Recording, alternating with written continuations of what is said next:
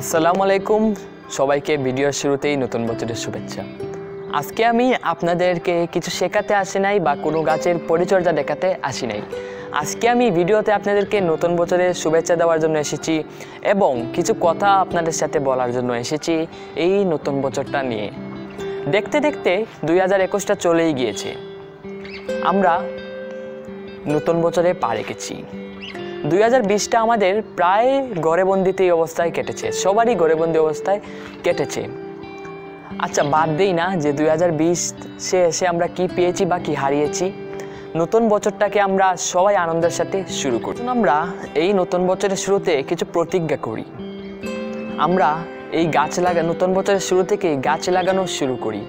কেন? কারণ আমাদের দেশটাকে একটা সময় সবুজের রানী বলা হতো, কিন্তু আমরা আমাদের এই বন জঙ্গল গাছপালা সবগুলো কেটে একদম ধ্বংস করে ফেলছি।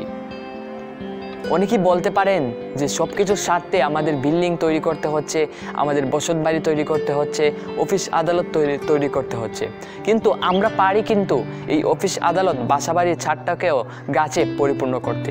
আর এই গাছ দিয়ে পরিপূর্ণ করতে আপনাদেরকে বিভিন্নভাবে সহযোগিতা করার চেষ্টা করছি এগ্রিকালচার টপিক ফেসবুক পেজ থেকে এবং এগ্রিকালচার টপিক ইউটিউব চ্যানেল থেকে।